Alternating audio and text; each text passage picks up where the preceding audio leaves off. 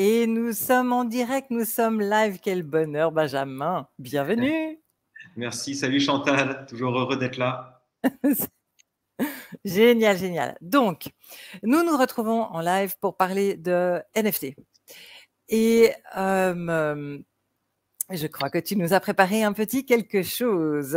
Vas-y, montre-nous ça. Oui, explique-nous, explique. Ouais, on peut s'en voilà, voilà. Dans le vif du sujet. Ouais. Donc ça, c'est un cadre vidéo qui permet d'afficher un NFT de ma composition. Ça, c'est une de mes œuvres. Wow. Et c'est un fichier QuickTime, enfin c'est un fichier MP4, pour être exact, qui est non modifiable. Donc en fait, pour ce cadre vidéo, tu vois, il faut que je le branche, parce que je ne l'ai pas branché depuis un bout de temps. Mais c'est fait par une société qui s'appelle… d'accord, il y a une petite batterie, il y a une petite batterie à l'intérieur. Il faut charger. Il faut charger derrière. Ah oui, je vois. D'accord. Et en fait, il n'y a que ça. En fait, on ne peut pas brancher de clé USB dedans.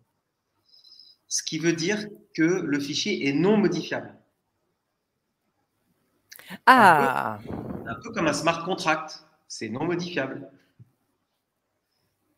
Ok. L'idée, c'est d'aller sur le site web de Infinite Objects, c'est une boîte américaine. Et tu leur envoies ton fichier. Alors, ça peut être une photo, un JPEG, un PNG, ou ça peut être une vidéo, tu vois, un QuickTime, un MP4. Et eux-mêmes vont l'insérer dans le cadre. D'abord, ils vont vérifier que ça t'appartient réellement? Non. Ça, c'est pas leur travail. D'accord. Et en fait, on peut faire ça avec n'importe quelle image, même si c'est pas un NFT? Oui, parce que eux, c'est une boîte commerciale. Eux, ils veulent vendre des cadres. Eux, tu leur envoies la photo de ton chien, si tu veux. Ah, d'accord. Et Infinite Object, est-ce que tu as une relation d'affaires avec eux? Est-ce que tu peux avoir une réduction ou c'est juste pour toi, c'est juste un fournisseur? Non, c'est un fournisseur, mais figure-toi qu'il est très connu, Infinite Object, parce que c'est le fournisseur de Beeple. Et donc, Beeple, d'accord. Depuis le tout début, tous les NFT qu'ils proposent, donc Beeple travaille que en digital, hein, c'est uniquement du numérique, mais tous les acheteurs du token, du NFT, reçoivent ça par la poste, reçoivent un cadre avec l'œuvre vidéo, enfin digitale, qui est dans le cadre. Et c'est intéressant parce que Beeple a toujours voulu faire un lien entre le physique et le digital. Et Beeple, sur son site web, explique depuis déjà 2 ans que, idéalement, il aimerait que tous les gens qui ont un NFT, tous ceux qui revendent le NFT, envoient le cadre par FedEx à l'acheteur du NFT. Bon, bien sûr, ça ne marche pas, il n'y arrive pas. Les gens revendent le NFT parfois très vite et n'envoient même pas ça. Et je vais même te dire, il y a même des acheteurs du NFT d'un Beeple qui ne réclament pas ça. Parce que finalement… Bah oui, parce qu'ils veulent rester pseudonymes. Ils restent, oui, ils peuvent… on connaît leur numéro de wallet. Tiens, on a un décalage de quelques secondes, désolé, c'est pour ça qu'on parle ensemble. Mais on connaît leur numéro de wallet, mais eux, peut-être, ils n'ont pas envie de dévoiler leur identité, ou alors peut-être, ils ne savent même pas comment faire pour contacter le vendeur, puisqu'ils n'ont que le numéro de wallet du vendeur. Ouais. C'est vrai que c'est pas facile. Je sais, tu fais penser à une procédure chez le juge. Il y a parfois un juge qui a besoin de savoir qui est derrière un wallet. À ce moment-là, ou pas qu'un juge d'ailleurs, il y a des entreprises parfois qui vous disent on a besoin de savoir qui est derrière ce wallet. Et donc, ils vont vous envoyer une petite somme d'argent. Ils vont vous envoyer 0,001 Ether. Et ils vont vous dire prouvez-nous que vous l'avez reçu sur ce wallet. Et à ce moment-là, si tu prouves que tu l'as reçu, bah, c'est que c'est toi qui as la clé, enfin, c'est toi qui as la mainmise sur le wallet. Ouais. Mais il y a une deuxième… Dis-moi, combien ça t'a coûté pour faire ça? Une fois que le NFT était prêt, combien ça t'a coûté de commander et de recevoir le joli cadre? Ça coûte $150. Ok. Voilà. Ça vient des États-Unis? C'est un bel objet. Il existe aussi en plus petit format, mais je te dis, moi, j'ai pas d'intérêt. Je vous dis ça parce que c'est un peu le standard du marché, c'est un peu le leader. Et c'est celui qui utilise aussi la NFT Factory. Tu vois, le grand espace à Paris qui est dédié au NFT, qui est en face de Beaubourg. Ok. Tu as déjà été dedans? Ouais, j'y suis allé 2 fois déjà. Ah, moi pas. Raconte, c'est comment dedans? Déjà, comment on entre? On peut entrer librement? Est-ce que c'est gratuit? Est-ce que Oui, n'importe qui a le droit d'y aller? oui, oui, c'est gratuit parce que l'idée, c'est d'en faire une galerie d'art digital. Donc, ils se sont plutôt inspirés des galeries d'art, ce qui veut dire que l'entrée est libre. Il y a des murs, hein, il y a beaucoup de murs partout, et il y a beaucoup d'œuvres digitales à voir. Donc, beaucoup d'écrans, tout type d'écran, de toute taille, de toute dimension, d'installations différentes. Et c'est plein d'œuvres digitales. C'est vraiment génial à aller voir parce qu'il y a tous les styles d'art digital et tout cet art digital est évidemment enregistré sur la blockchain en NFT. Et puis, il y a une pièce. Ouais. Excuse-moi, j'avais coupé le micro. Est-ce que s'il te plaît, tu me donneras l'URL et je le mettrai dans la description.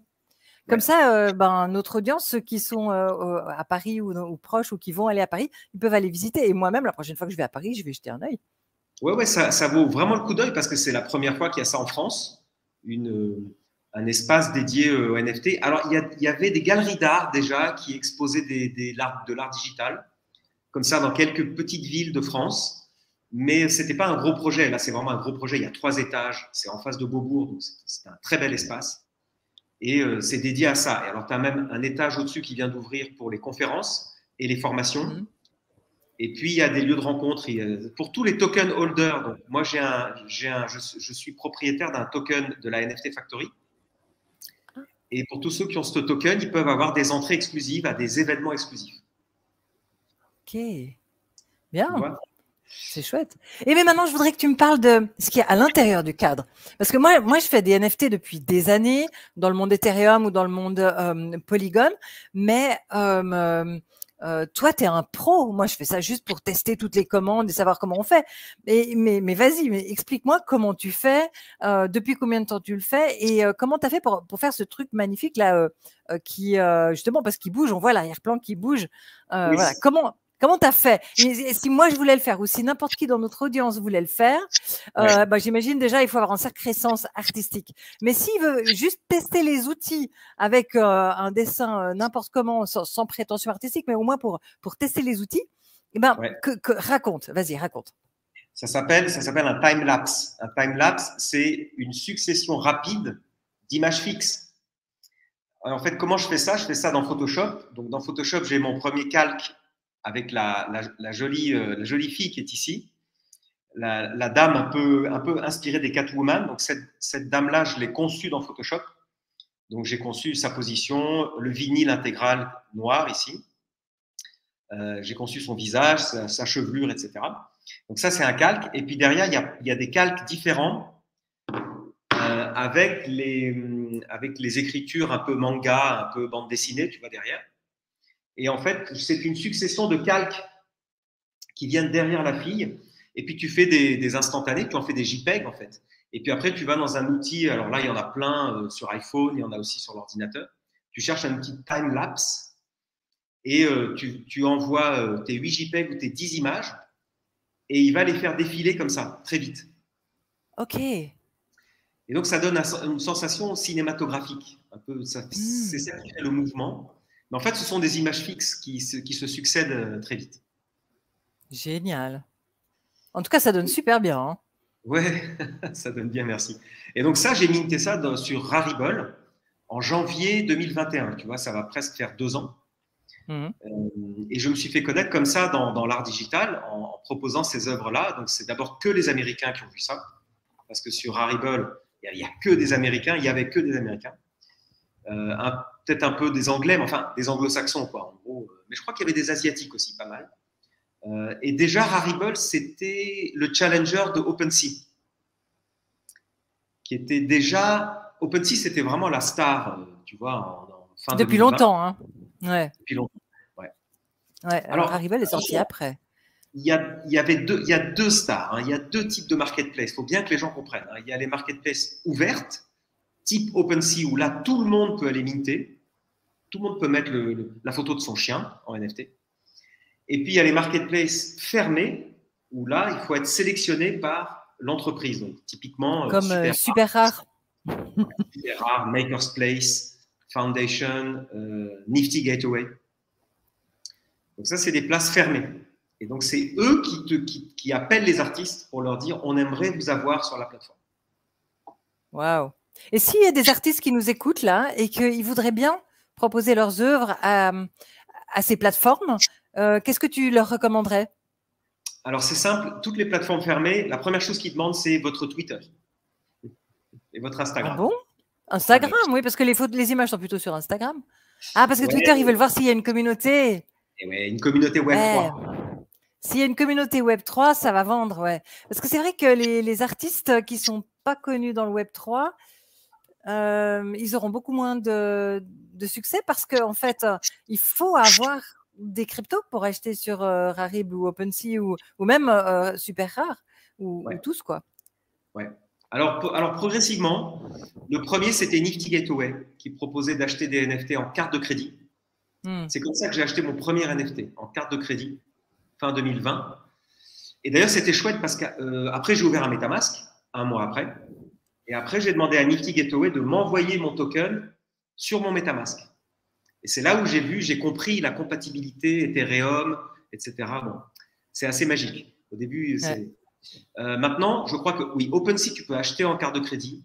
Foundation aussi, Rarible aussi. Franchement, je crois que sur toutes les plateformes, tu peux acheter en carte de crédit.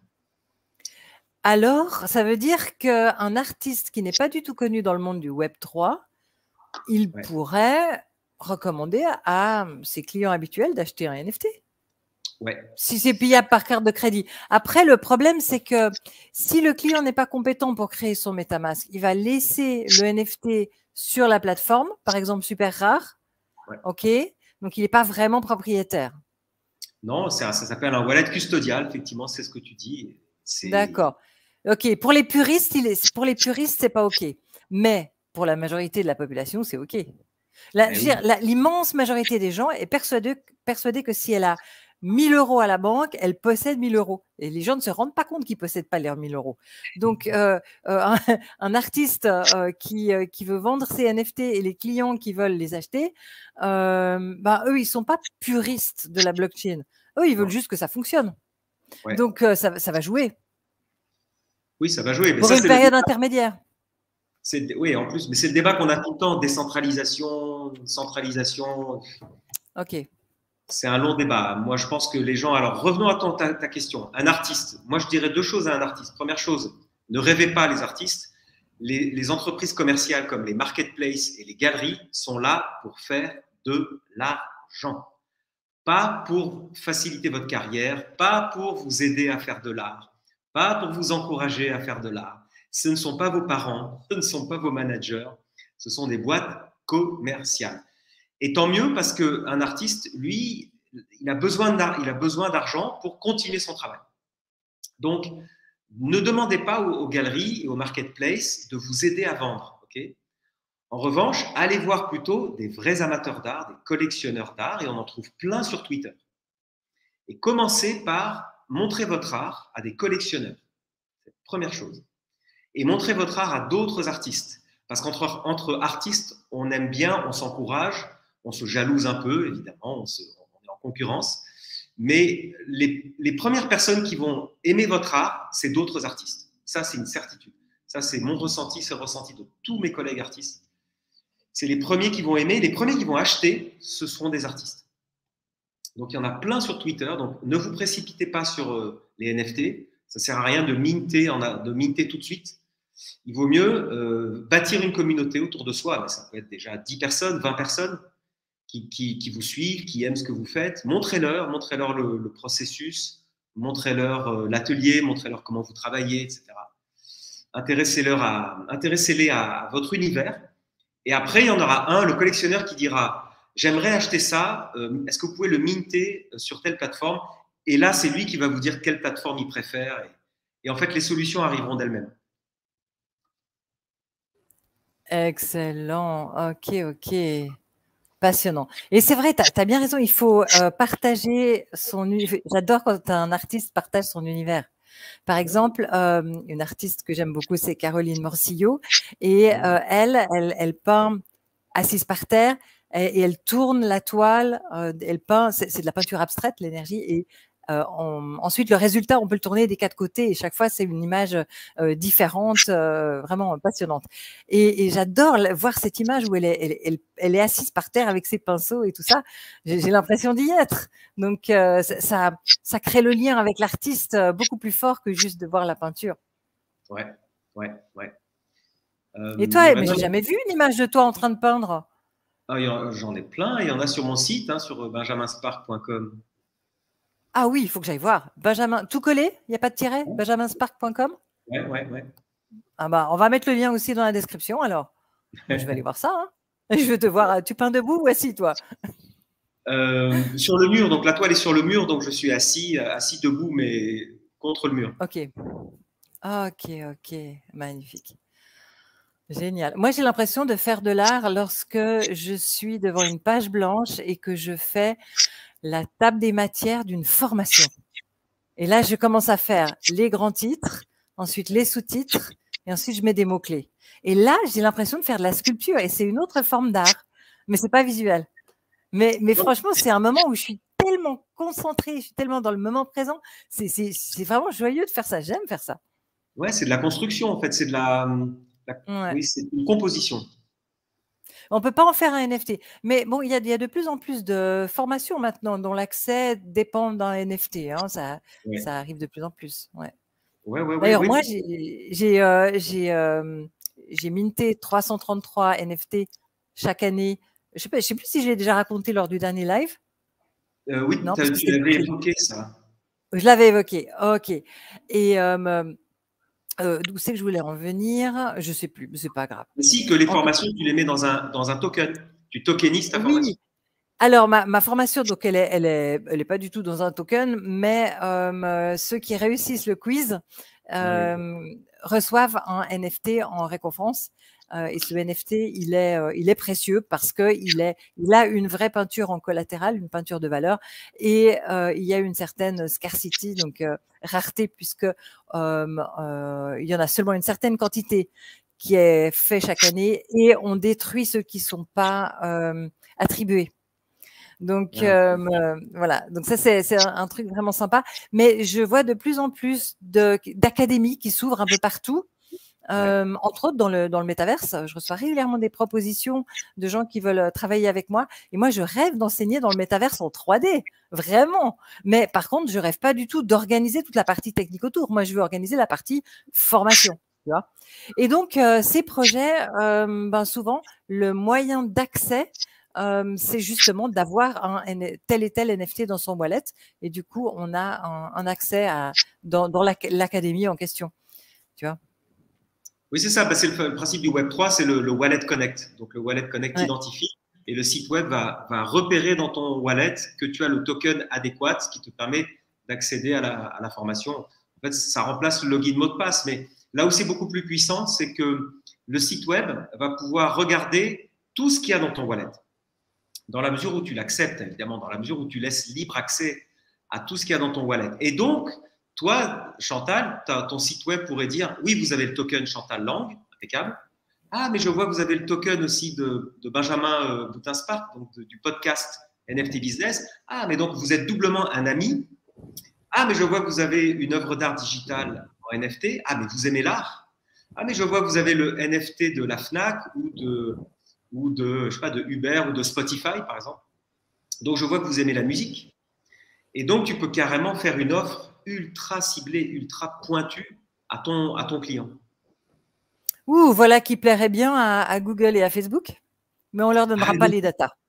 Mais c'est pour ça qu'ils sont terrifiés, parce qu'ils se disent, mais si on perd ça, si on perd l'accès à la data, parce que c'est ce qui va arriver, dans 5 ans, ils n'auront plus accès à cette data parce que les gens l'auront dans leur wallet et diront à Google, non, non, non, tu n'auras pas accès à ça. Ou alors tu me payes.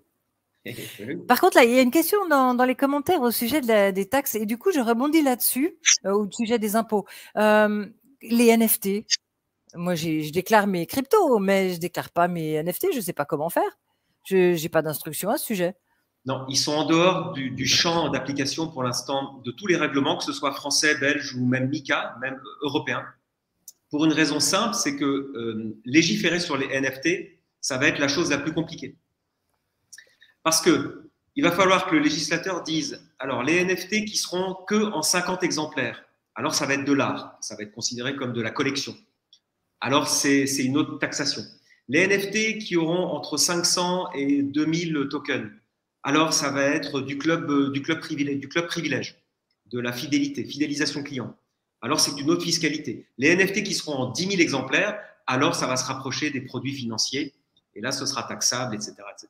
Il va falloir qu'ils définissent ça, et ça va être coton, parce qu'il y a aussi des artistes qui peuvent produire 500 tokens, et ça reste de l'art, si tu veux, tu vois. Donc, ça va être infernal. Donc, pour l'instant, c'est no man's land, et pour l'instant, c'est la règle d'or qui est un token, c'est dans la blockchain. Tant que ce token reste sur la blockchain et n'est pas transformé en euros, alors il n'y a pas de taxation. Ah, c'est au moment où on le vend, ou non, même pas, au moment où on le transforme en euros, là, il y a bénéfice. D'accord. Ouais. Bénéfice potentiel. Mais en plus, parce qu'en Suisse, on est taxé sur la fortune. Donc là maintenant, d'ailleurs, je recommande à tous ceux qui nous écoutent et qui sont en Suisse ou dans n'importe quel pays qui est taxé sur la fortune pour les cryptos, de prendre des copies d'écran de tous vos wallets, que ce soit sur les exchanges ou sur votre clé Ledger ou dans vos MetaMask, etc., dans tous les réseaux. Prenez des copies d'écran pour savoir ensuite, dans quelques temps, quand vous ferez votre déclaration d'impôt, ben, ce serait trop compliqué de retracer. Donc, c'est vraiment pratique. Moi, c'est ce que je fais chaque année au 31 décembre. Je fais des copies d'écran. Et donc, je disais, pour les NFT, il y a le problème de dans quelle catégorie on les met, mais il y a aussi le problème de leur donner une valeur. C'est tout à fait autre chose. Et tant qu'elles ne sont pas vendues, ben, si au 31 décembre, on est dans un creux puis que personne ne s'intéresse à cette collection-là, ils prennent quoi? Ils prennent le floor price s'il y en a plusieurs, mais s'il n'y en a qu'une. Si par exemple, tu as fait, dans le mois qui s'est écoulé, tu as acheté 10 toiles, mais ce sont des pièces uniques et elles ne sont pas en vente. Et alors, bah, tu les déclares au prix où tu les as achetées, mais si entre-temps le marché il est monté ou il est descendu, bah, c'est faux. C'est pas évident. C'est pas évident, sauf que, alors si c'est un NFT qui représente une carte de fidélité, bon, donc là, il n'y a pas de marchandisation, mais si c'est un NFT d'art, par exemple, comme tu sais que, regarde, aujourd'hui, si tu as des tableaux, donc le fisc va pouvoir valoriser ton tableau d'une grande signature.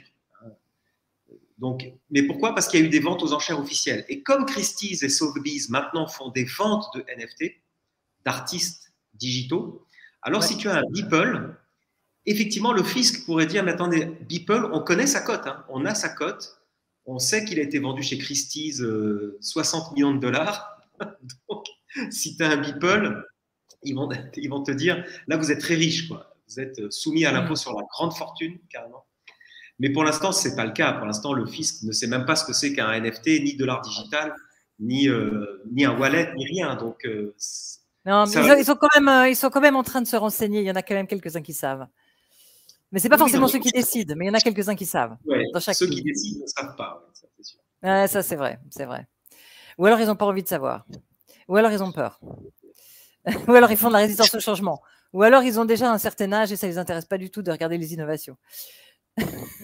Ouais, en plus, je vais te dire, on pense à un truc, les œuvres d'art sont défiscalisées en France, par exemple. C'est pour ça que ça marche si bien d'ailleurs, l'art contemporain. Elles sont défiscalisées dans les entreprises, mais attends, elles sont défiscalisées? Elles sont, il me semble que les œuvres d'art où c'est les antiquités qui ne sont pas soumises à l'ISF. D'accord. Et en Belgique? Ah non, mais en Belgique, il n'y a pas d'impôt sur la fortune. Ah, d'accord. C'est un petit paradis fiscal ici. D'accord. Voilà. Je viens de voir sur Google, les œuvres d'art ne sont pas assujetties à l'ISF. Ouais. Donc, c'est aussi pour ça que les riches mettent beaucoup d'argent dans l'art contemporain, parce que ce n'est pas soumis à l'ISF. Ok. ISF, c'est l'impôt sur la fortune? L'impôt sur la fortune, ouais. Ok. Donc, tu vois, il y a d'autres exonérations. Il y a l'antiquité, les œuvres d'art, etc. En fait, ils ont fait ça pour ne pas tuer le marché de l'art. Ouais. Et toi, tu vendais déjà des œuvres d'art avant de venir dans la blockchain?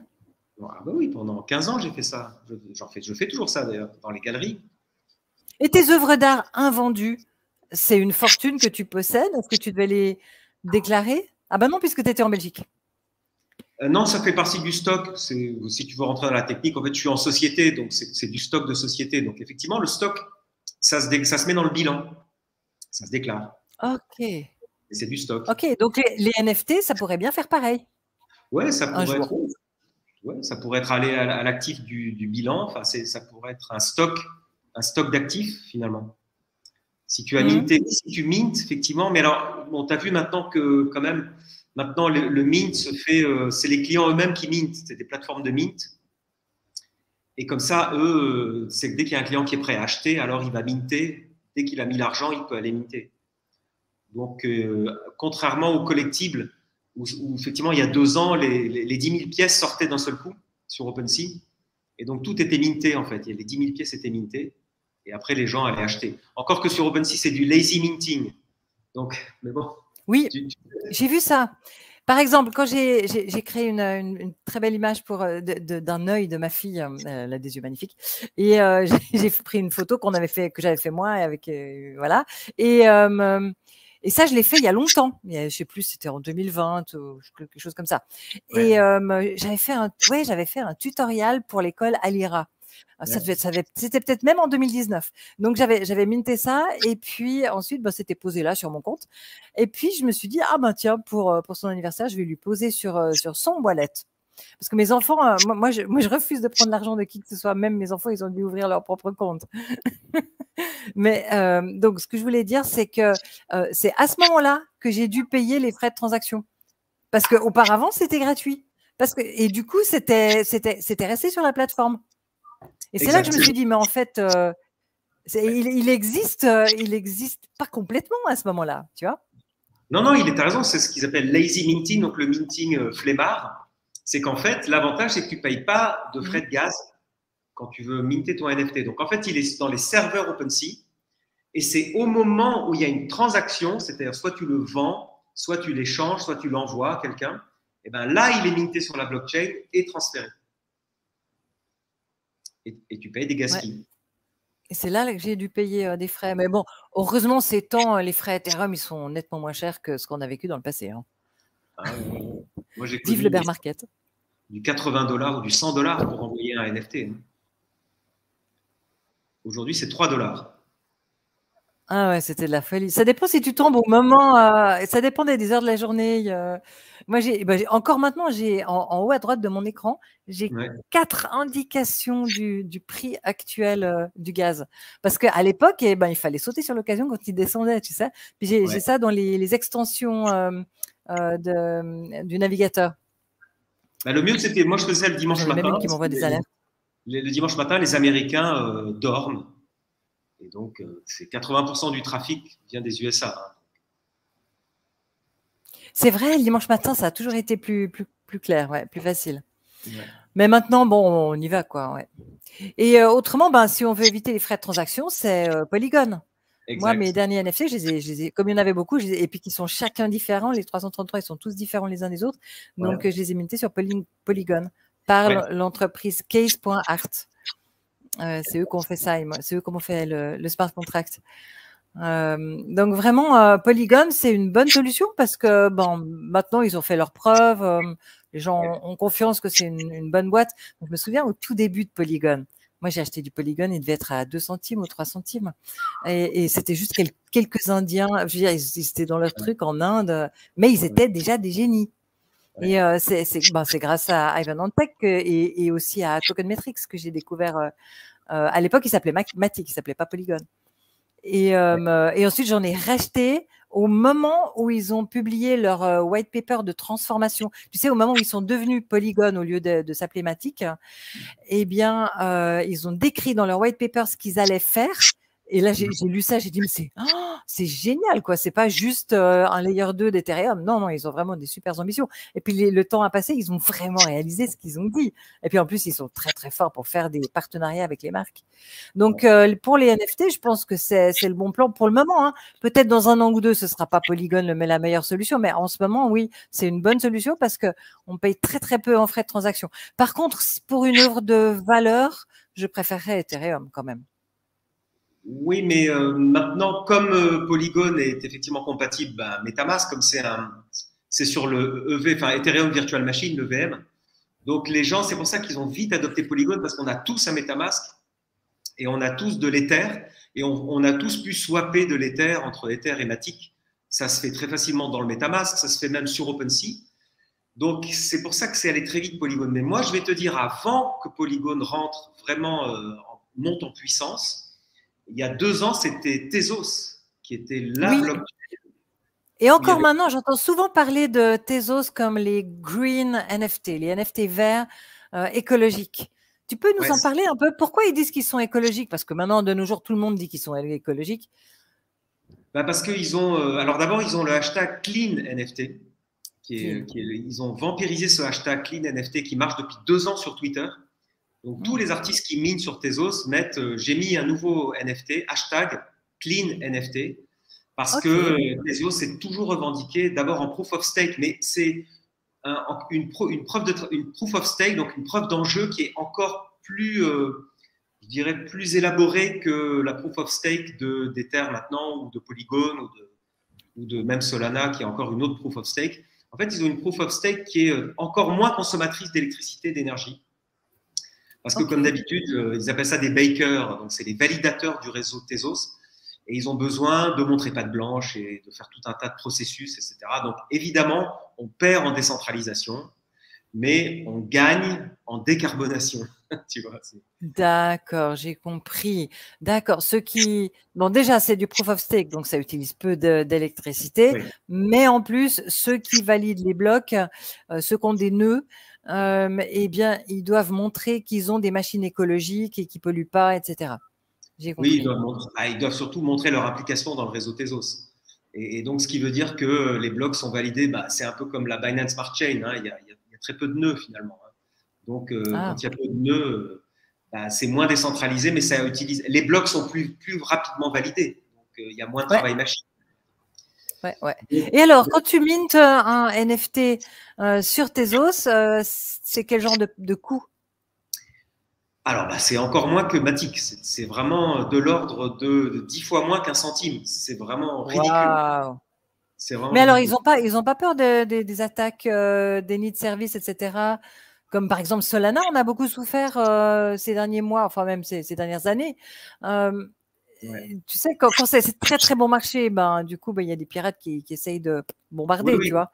Qui bombardent. Et en fait, Tezos, j'ai jamais entendu que Tezos s'arrête. Ça a l'air très solide, ce truc-là. Mais justement, parce que ça a démarré en 2017, Tezos, très tôt.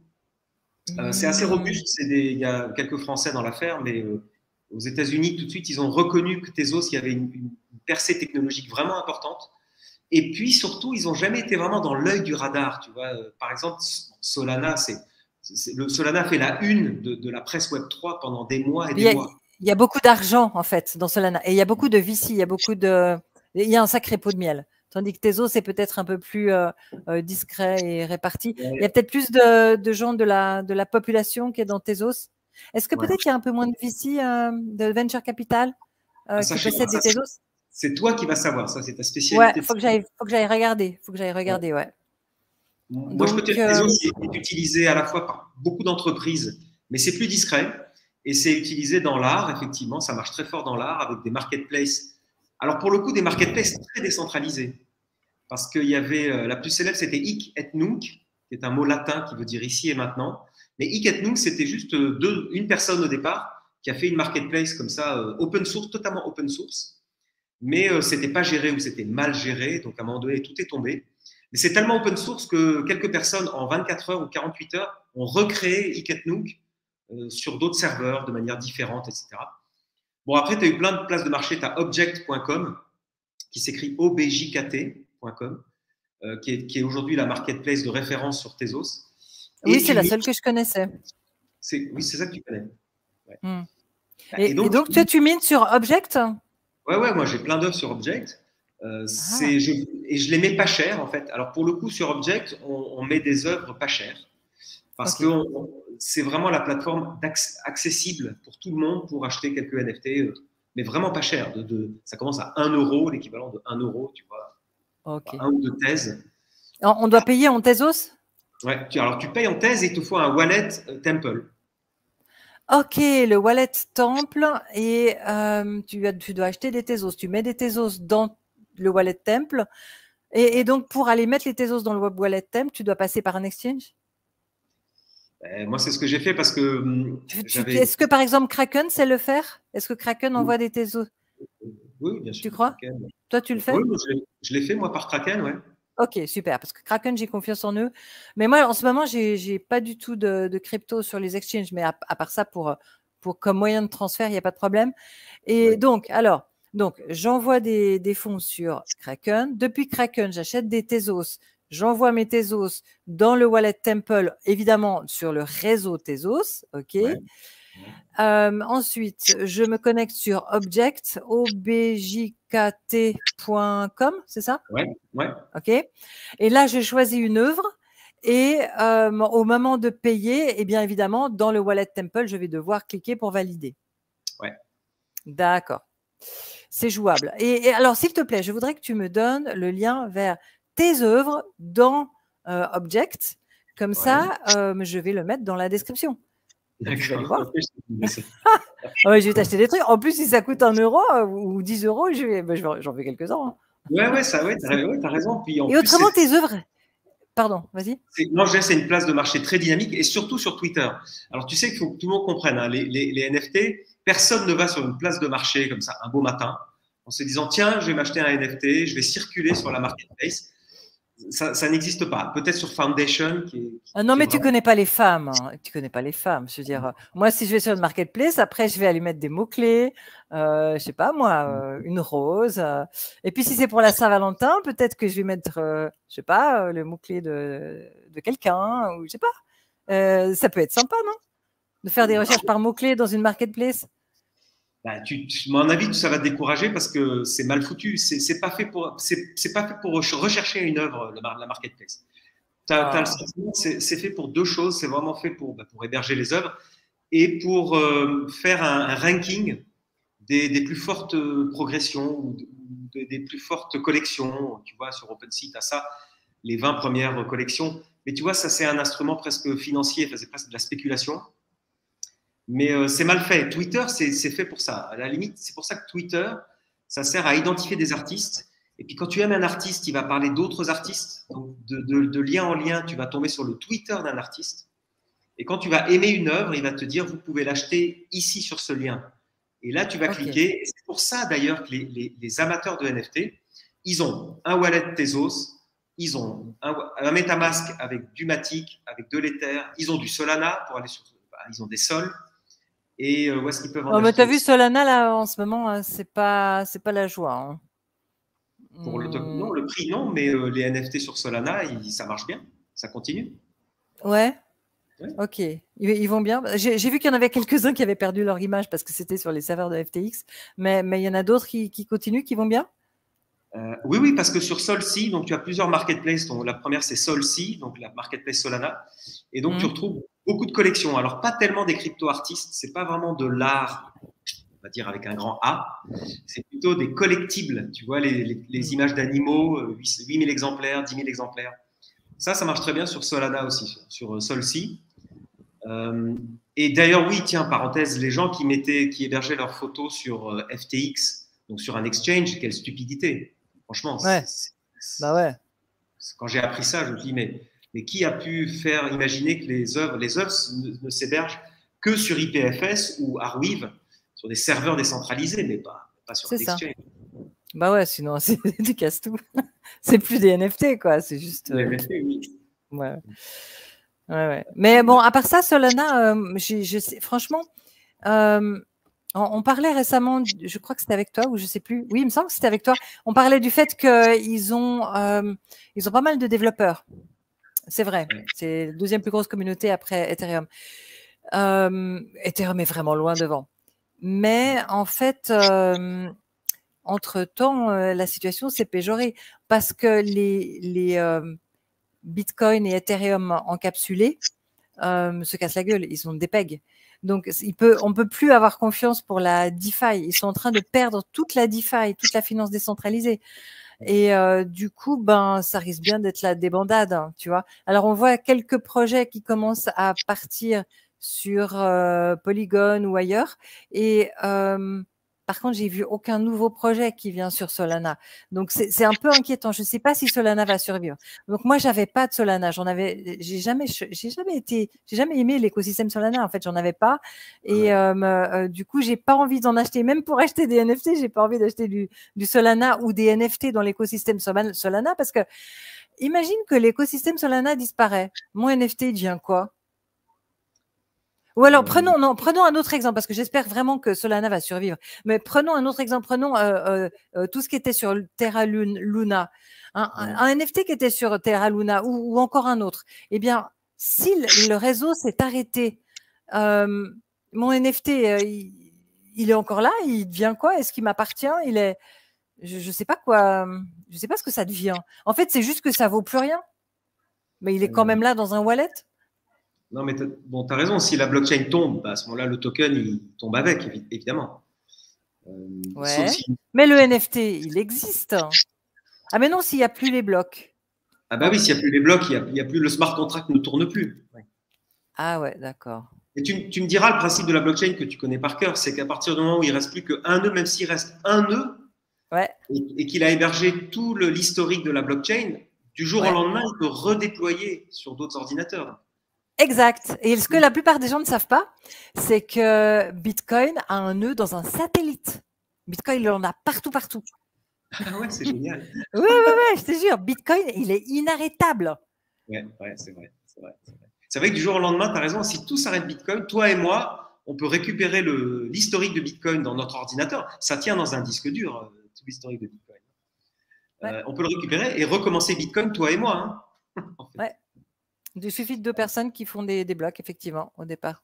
Ouais. Donc, mais tu poses une question fondamentale qui est la confiance pour les NFT. Parce que moi, j'ai ça tout le temps. Les gens me disent, mais où je dois minter? Est-ce que je dois minter sur Polygon, sur Ethereum, sur Tezos, sur Solana? Parce que qu'est-ce qui va rester dans l'avenir? Et puis surtout, tu sais, j'entends beaucoup, ça fait 2 ans que j'entends, ouais, mais comme toi, tu dis, un NFT sur Ethereum, c'est classe. Tu vois. Ah, mais c'est le plus solide, hein. Ethereum, c'est le plus solide du monde, pour le moment, pour les NFT. C'est le plus réputé, tout le monde a des Ethers, alors que tout le monde n'a pas du Tez et tout le monde n'a pas du Matic. Tout le monde a de l'Ethereum, tout le monde a de l'Ether.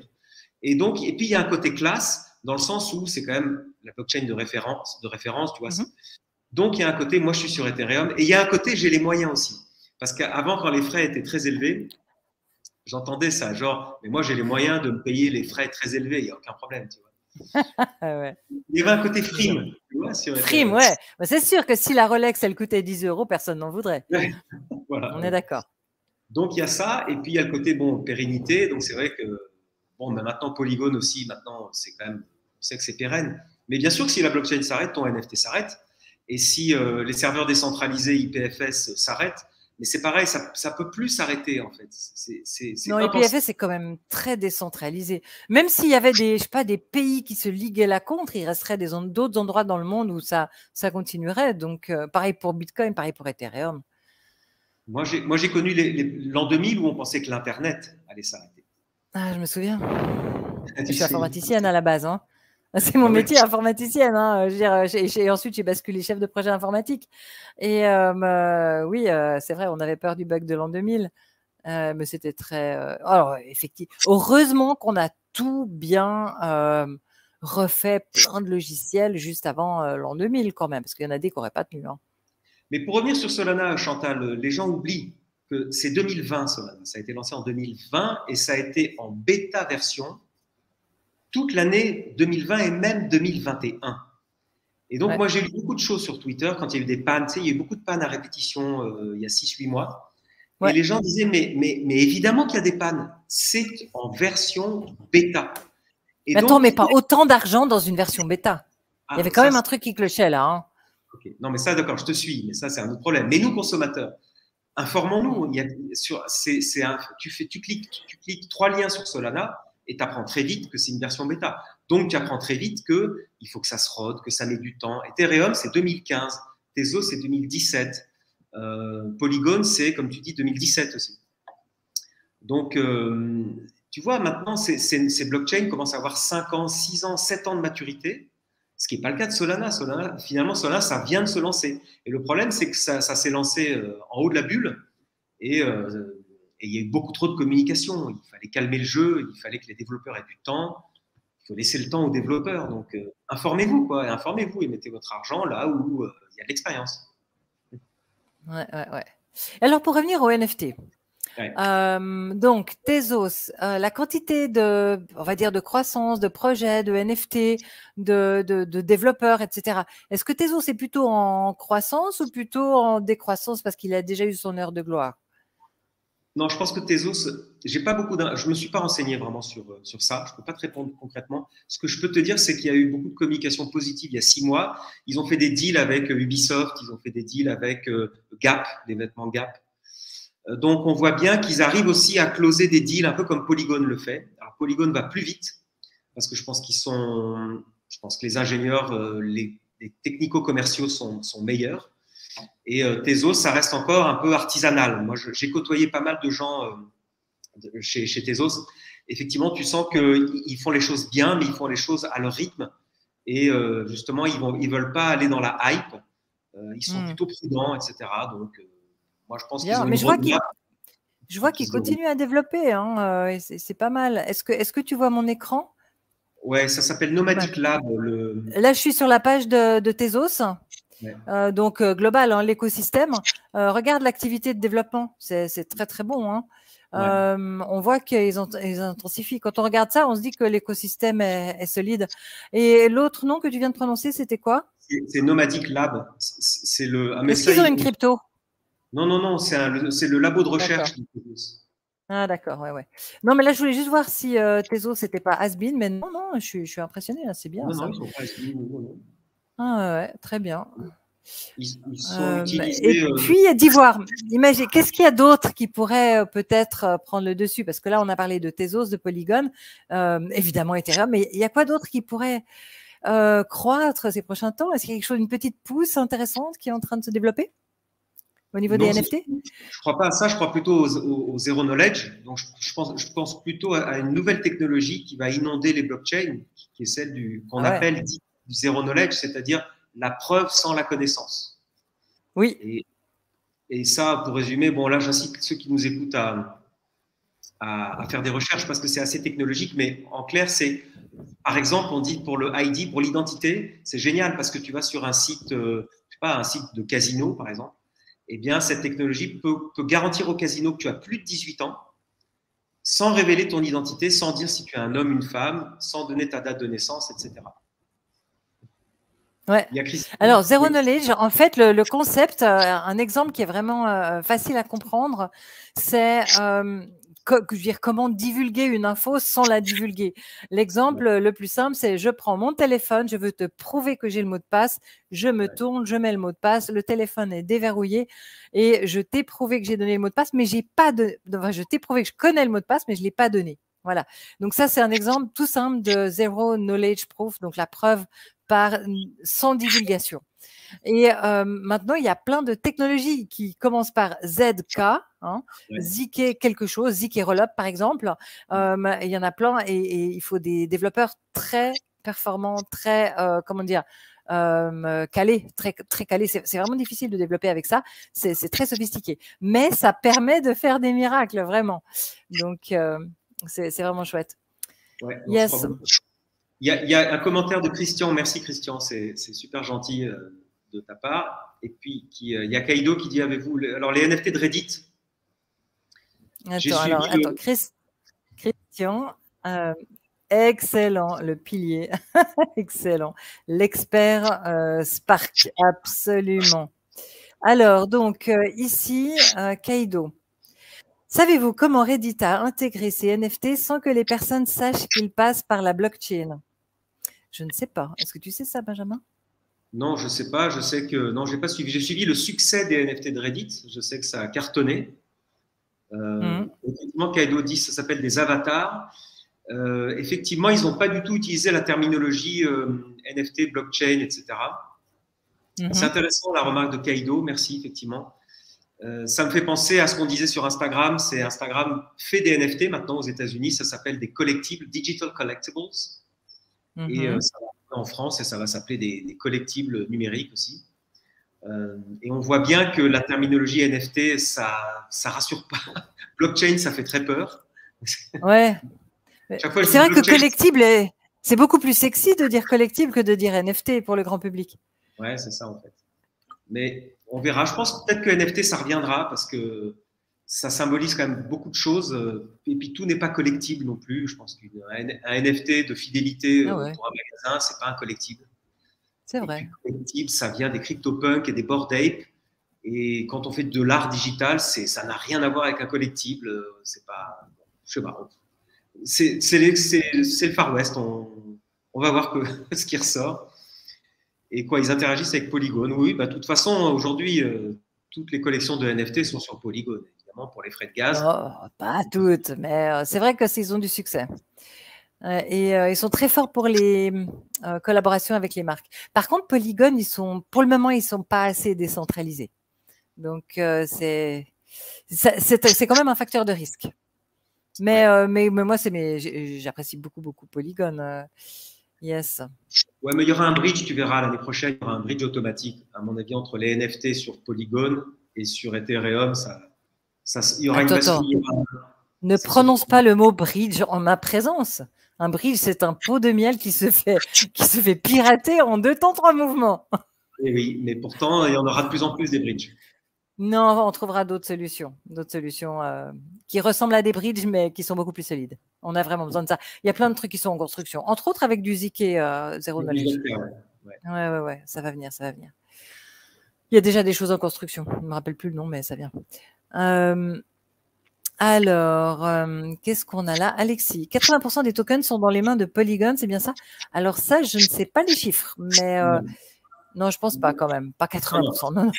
Alors, je vous renvoie, Alexis, sur un site qui s'appelle nonfungible.com, nonfungible.com, qui est un centre de recherche sur les NFT qui émet des rapports trimestriels que je vous recommande vivement. Tu sais que tu peux partager l'écran, hein. Tu cliques sur présenter en bas. Ah oui? Okay. Ouais, ça marche bien. Oui, présenter, partager l'écran. Alors, c'est pas .com, c'est nonfungible.io, je crois. Ok. Alors, c'est remarquable ce qu'ils font. Ils font un travail incroyable. Attends, non-fungible. C'est en anglais. Ça s'appelle nonfungible.com. Voilà, c'est ça. C'est the world's largest NFT database. Tu peux partager là? J'y suis, non? Je n'ai pas partagé? Non, pas encore. Christian, Chantal est très Oni. Ah oui, d'accord, oui, le pot de miel. Ouais, parce qu'il y a une future crypto qui s'appelle Oni, qui correspond à des engins qu'on embarque dans la voiture et qui vont venir concurrencer Google Maps, etc., qui cartographient.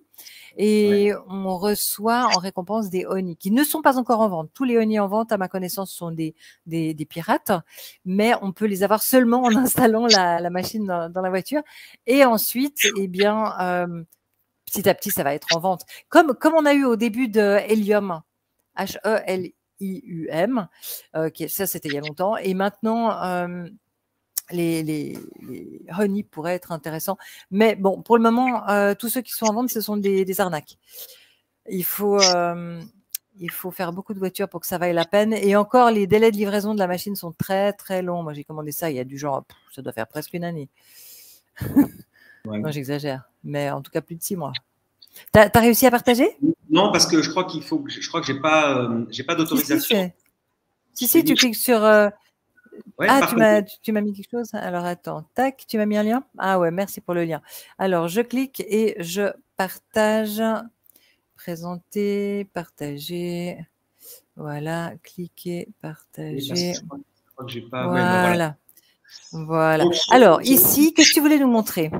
Ouais, donc, je vous incite à aller récupérer les PDF qui sont gratuits, où tu as des rapports quarterly, donc par quarter, sur l'activité NFT. Et donc, tu apprendras que, alors, selon le dernier rapport que j'ai lu, Ethereum, c'est encore leader du marché avec, je crois, encore, je crois, 40 ou 50% des NFT qui sont tradés sur Ethereum.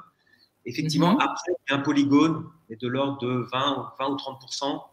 Et après, il y a Tezos, Solana, et les petites, en fait. Mais on voit que Ethereum, Polygon trust 80% du marché.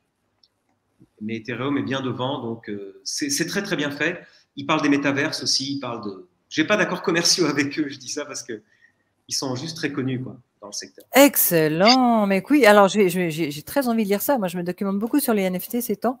Et vraiment, ça, je ne l'ai pas lu celui-là. Merci pour l'astuce. Et donc, ça veut dire qu'il y en a un tous les 3 mois, c'est ça?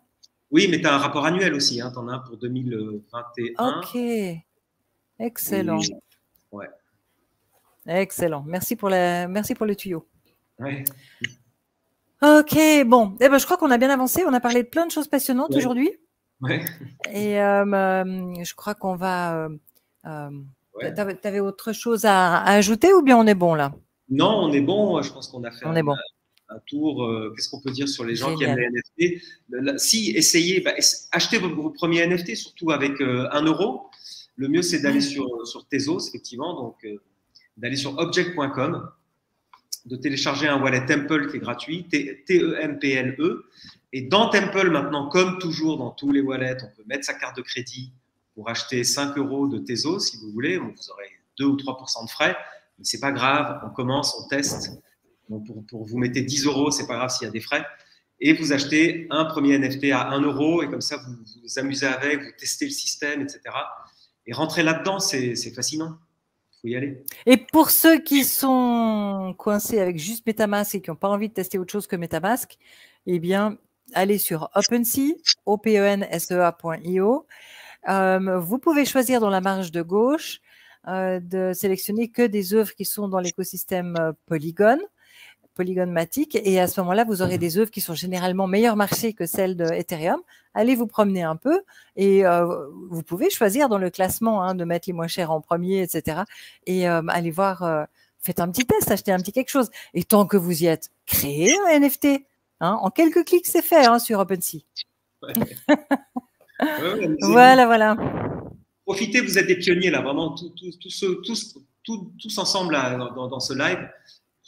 Toi, Chantal, moi et ceux qui nous écoutent, on est vraiment des pionniers. On est vraiment au tout début. Les gens parfois me disent, mais c'est trop tard maintenant, tout le monde est sur les cryptos. Mais non, personne n'est sur les cryptos, personne n'est sur les NFT. Surtout ces temps. Surtout ces temps. Je veux dire, l'année dernière, il y avait du monde, mais ces temps. Ok.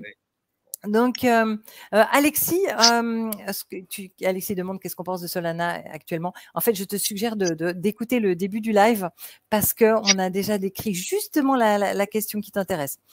Et puis, airdrop MetaMask, Christian. Oui, alors je ne sais pas si on va avoir un airdrop MetaMask s'ils lancent une crypto, mais à mon avis, ils vont pas faire ça en plein bear market. Non. C'est pas le bon moment, non. Non, mais ils l'ont annoncé quand même, ça. C'est vrai, mais ça fait longtemps. Ouais. Mais c'est pas grave, Alexis, tu es hyper bienvenue. Et c'est tout bon. Bon, alors, très bien. Je crois qu'on a abordé plein de sujets passionnants. Ouais. Merci de nous avoir montré ton œuvre. Merci de nous avoir expliqué comment tu fais. C'est génial. Pense à m'envoyer les liens dont on a parlé. Je les mettrai là-dessous. Et bien, moi, je vais te souhaiter une bonne soirée parce que chez moi, il est 21h là. Là, maintenant, je suis en Thaïlande. Ah ouais, génial. J'ai quitté Bali, je viens d'arriver en Thaïlande aujourd'hui. Bon, ben alors, namasté. Namasté, Chantal. Ouais, les gens sont charmants, adorables. Et surtout, très bonne année à tout le monde. C'est dans 24 heures. Mais oui, dans 24 heures. Bonne année, tous mes voeux, joyeuseté. Alors, à l'année prochaine, et l'année prochaine, ça va encore carburer, mais à don. Et ça va être une grande année, une grande cuvée pour les cryptos et les NFT 2023. Ouais. Absolument. Yes, bon, allez, merci Benjamin, au revoir. Bye. Bye.